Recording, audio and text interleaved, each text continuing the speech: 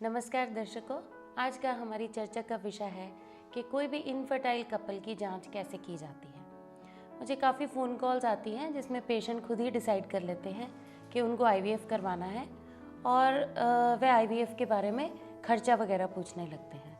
तो इसमें मुझे कुछ हैरानी होती है कि इन्होंने कैसे डिसाइड कर लिया कि इनको आईवीएफ की ज़रूरत है। ज़्यादातर लोग सोचते हैं कि इतने साल हो गए तो बस अब आईवीएफ ही इलाज है। ऐसा नहीं है। जब भी किसी पेशेंट को इनफर्टिलिटी यानी कि शादी के 1 साल बाद तक बच्चा ना होने की शिकायत होती है, उन पेशेंट्स को डॉक्टर के पास कंसल्टेशन के लिए विज़िट करना चाहिए। हम चाहते हैं कि कंसल्टेशन के लिए हस्बैंड और वाइफ दोनों ही आएँ और बैठकर डिटेल में डिस्कशन करें कि उनकी प्रॉब्लम क्या है और फिर डॉक्टर डिसाइड करें कि इस पेशेंट को आईवीएफ की ज़रूरत है या नहीं है। ज़्यादातर पेशेंट्स को सिंपल मेथड से ही प्रेगनेंसी होने की चांसेस होते हैं, मगर फिर भी अगर आईवीएफ की ज़रूरत होती है डॉक्टर देखकर बता सकते हैं कि आईवीएफ की ज़रूरत है या नहीं है। अब आते हैं इस बात पर कि हम जांच कैसे करते हैं। तो जब भी कोई पेशेंट आईवीएफ या फर्टिलिटी क्लिनिक में आता है तो हम हस्बैंड और वाइफ से हिस्ट्री लेते हैं। हिस्ट्री यानी कि कितने साल हो गए शादी को, इकट्ठे रहते कितने साल हो गए और क्या क्या प्रॉब्लम्स वो पहले से फेस कर रहे हैं।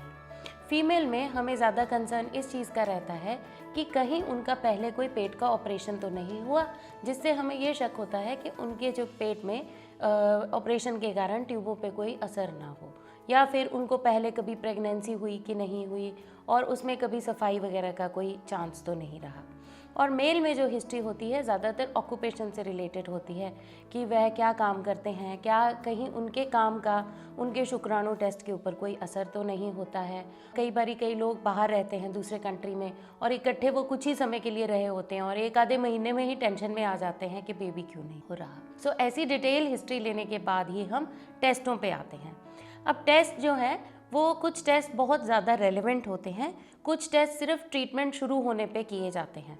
मेरे पास जब पेशेंट्स की पुरानी फाइलें आती हैं तो हम देखते हैं कि वह बहुत जल्दी क्लिनिक चेंज करते हैं। जैसे एक डॉक्टर के पास जाएंगे, फिर 6 महीने बाद दूसरे डॉक्टर, उनके सारे के सारे टेस्ट दोबारा हो जाते हैं। तो इसमें जानना ज़रूरी है कि कौन से टेस्ट ऐसे हैं जो बहुत ज़रूरी हैं और कौन से टेस्ट ऐसे हैं जो सिर्फ किसी ट्रीटमेंट शुरू होने से पहले ही होने चाहिए। जैसे कि जो हम टेस्टिंग का जब दायरा शुरू करते हैं तो सबसे पहले हमें फीमेल के जो है थायराइड टेस्ट की और उनके जो है शुगर टेस्ट की और उनके जो ट्यूबों के टेस्ट की बहुत ज़्यादा ज़रूरत होती है। हमें ये देखना होता है कि इनको कोई एंडोक्राइनोलॉजिकल प्रॉब्लम तो नहीं है, जैसे कि थायराइड और शुगर। और तीसरा हमें ये देखना होता है कि इनकी ट्यूबें खुली हैं या बंद। और मेल में हमें ये देखना होता है कि उनके शुक्राणु टेस्ट कैसे हैं, कि शुक्राणु टेस्ट में कोई कमी है कि नहीं है।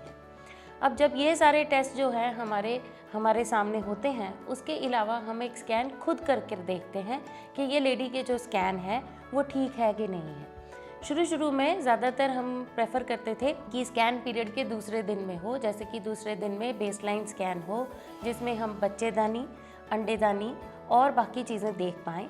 और अब जो है हमने ऐसा करना शुरू किया है कि हम जिस भी दिन लेडी आती है हम उसका स्कैन देखकर काफ़ी हद तक आइडिया लगा लेते हैं कि इनको कोई दिक्कत है या नहीं है, और कुछ ऐसी चीज़ जिसको हम दूरबीन या हिस्ट्रोस्कोपी द्वारा ठीक कर सकें, ऐसी चीज़ की ज़रूरत है या नहीं है। जो स्कैन है उसमें जो यूट्रस जो है उसका साइज़, उसके अंदर की लाइनिंग की थिकनेस, उसके अंदर कोई रसौली होना या नहीं होना, अंडेदानी में अंडे की मात्रा कितनी है यानी कि ओवेरियन रिजर्व्स कैसे हैं ये देखा जाता है, और अंडे के अंदर कोई सिस्ट या रसौली तो नहीं है, एंडोमेट्रोसिस या कोई ओवेरियन सिस्ट या ऐसी किसी चीज़ की शिकायत तो नहीं है, और ट्यूबों में पानी भरा है या नहीं है ऐसा भी देखते हैं हम स्कैन के द्वारा। तो जब ये सारी इवैल्यूएशन एक साथ इकट्ठी हो जाती है तब हम डिसाइड कर पाते हैं कि क्या इस पेशेंट को टेस्ट ट्यूब बेबी के द्वारा बेबी होने की चांसेस हैं या नहीं है। एक लास्ट जो टेस्ट है वो है AMH। हम काफ़ी पेशेंट्स का AMH टेस्ट करवाना पसंद करते हैं। AMH टेस्ट हमें स्कैन पे शक हो जाए कि ये लेडी के ओवेरियन जो रिजर्व्स हैं कम है या अंडेदानी में अंडे की मात्रा कम लग रही है, तो हम उनका AMH टेस्ट करवाना पसंद करते हैं, जिससे हम देख पाएँ कि जो हमें शक है वो यकीन में बदल रहा है कि नहीं, क्या वाकई लेडी के ओवरी में एग कम है, जिससे हमें ट्रीटमेंट प्लान चेंज हो जाता है। अब कई पेशेंट्स जो हैं वो कम उम्र के होते हैं, उनकी शादी को कम टाइम हुआ होता है, उनमें कुछ ऐसे रीज़न्स होते हैं जैसे हमें सिंपल फैक्टर्स मिल जाते हैं जैसे थायराइड की कमी, जिनको हम दवाइयों से ट्रीट करना चाहते हैं। कुछ पेशेंट्स ऐसे होते हैं जिनकी शादी को काफ़ी ज़्यादा साल हो गए होते हैं, उनमें कुछ ट्यूबों का बंद रहना पहले से पता होता है या हस्बैंड के शुक्राणुओं में काफ़ी ज़्यादा कमी होती है, उनमें हमारा IVF की तरफ ज़्यादा झुकाव रहता है। पर जो भी पेशेंट का डिसीजन है वह ये सारा कार्यक्रम करने के बाद ही हम डिसाइड कर पाते हैं कि इनको क्या IVF की ज़रूरत है कि नहीं। एक लास्ट चीज़ मैं कहना चाहूँगी कि कुछ लेडीज़ को पीरियड्स टाइम पे नहीं आते या उनको रेगुलर साइकिल्स नहीं होते, उनमें तो ओव्यूलेशन स्टडी या फॉलिकुलर मॉनिटरिंग जो की जाती है उसका काफ़ी लाभ होता है कि एक तो डॉक्टर जो उनको इंश्योर करते हैं कि आपका एग बन गया है, दूसरा जो है वो आपको दिन बता पाते हैं कि हाँ ये दिन अच्छे हैं ट्राई करने के लिए। मगर मैं काफ़ी पेशेंट्स की फ़ाइलों में देखती हूँ कि रेगुलर पीरियड्स होते हैं, मींस टाइम पे पीरियड आ रहे होते हैं, फिर भी उनकी बहुत ज़्यादा नंबर ऑफ़ फॉलिकुलर मॉनिटरिंग की होती है, यानी कि बहुत बार साइकिल में बार बार अंडा बन रहा है, बन के फूट रहा है, ऐसी चीज़ों की जानकारी दी जा रही होती है। फॉलिकुलर मॉनिटरिंग इतनी ज़्यादा बार करने की बहुत ज़्यादा जो आवश्यकता या कह लो लाभ नहीं है जो पेशेंट्स को रेगुलर पीरियड्स आते हैं। इसमें सिर्फ एक ही स्कैन कर अगर पता लग जाता है कि हाँ अंडा बनता है और फूट जाता है, यूट्रस की लाइनिंग अच्छी है, ये एक ही फॉलिकुलर मॉनिटरिंग से हमें जानकारी इनफ होती है।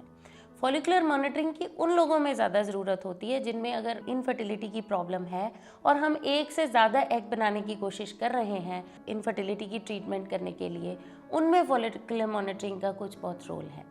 मगर अगर हर साइकिल आपकी फॉलिकुलर मॉनिटरिंग होती ही जा रही है कि आप चेक करते ही जा रहे हैं कि अंडा बन रहा है, फूट रहा है और बार बार ऐसा ही किया जा रहा है, तो ये जो है ट्रीटमेंट में बोरियत पैदा करती है या इसका कोई खास लाभ नहीं होता है। तो ऐसी ट्रीटमेंट कुछ हद तक बंद कर देनी चाहिए क्योंकि इसमें कुछ खास फ़ायदा नहीं होने वाला है।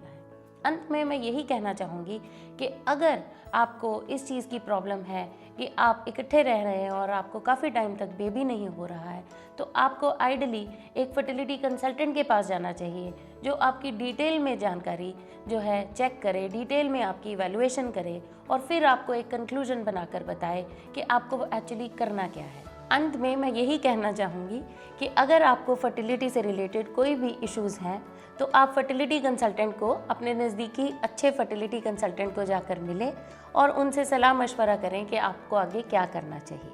अगर आपको इस वीडियो में कोई भी क्वेश्चन है तो आप नीचे कमेंट सेक्शन में कमेंट कर सकते हैं, हम उस पर आपका जवाब ज़रूर देंगे। आपका बहुत बहुत धन्यवाद।